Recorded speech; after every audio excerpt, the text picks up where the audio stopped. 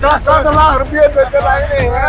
हमारा गांव में तो रणजीत जीतेगा की बार 400 पार, लेकिन हरियाणा में 6 कैंडिडेट हमसे लिए उधार।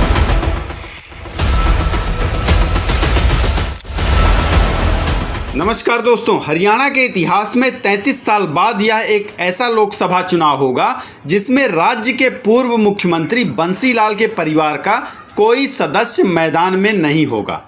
ऐसा इसलिए क्योंकि कांग्रेस ने बंसीलाल की पोती श्रुति चौधरी को भिवानी महेंद्रगढ़ सीट से टिकट नहीं दिया है।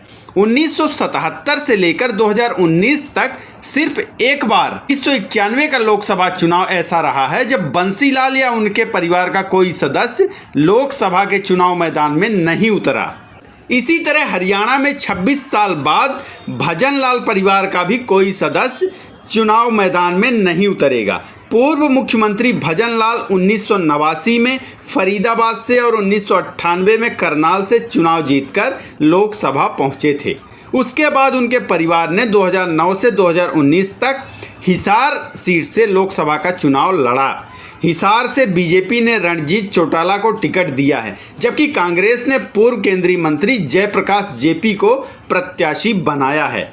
इस तरह 26 साल बाद यह एक पहला ऐसा चुनाव होने जा रहा है, पहला मौका है जब भजनलाल परिवार चुनाव मैदान से बाहर है। भजनलाल के बेटे कुलदीप बिश्नोई बीजेपी में शामिल हो चुके हैं। हरियाणा के एक और पूर्व मुख्यमंत्री देवीलाल के परिवार के 3 सदस्य एक ही सीट से चुनाव लड़ रहे हैं। हिसार सीट से बीजेपी ने रणजीत चौटाला को टिकट दिया है, जबकि इनेलो से सुनैना चौटाला और जेजेपी से नैना चौटाला चुनाव लड़ रही हैं।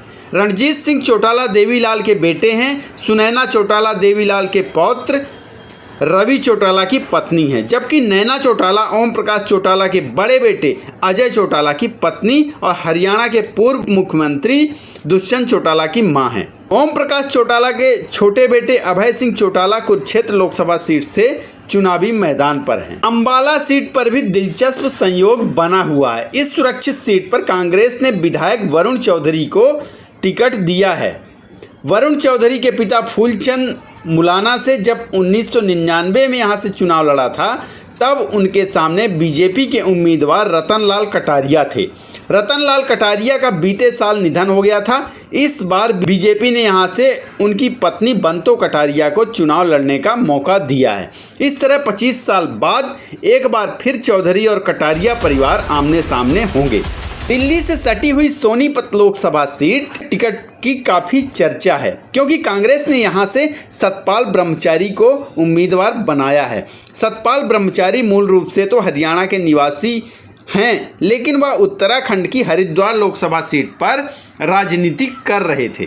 सतपाल ब्रह्मचारी को कांग्रेस ने हरिद्वार सीट से 2012 और 2022 के विधानसभा चुनाव में उम्मीदवार बनाया था, लेकिन दोनों ही चुनाव में उन्हें शिकस्त झेलनी पड़ी, हार का सामना करना पड़ा। सतपाल ब्रह्मचारी हरिद्वार नगर पालिका के अध्यक्ष भी रहे हैं और हरिद्वार में उनका आश्रम भी है। यह भी दिलचस्प है कि सोनीपत में इस बार बीजेपी और कांग्रेस से कोई जाट प्रत्याशी मैदान में नहीं है।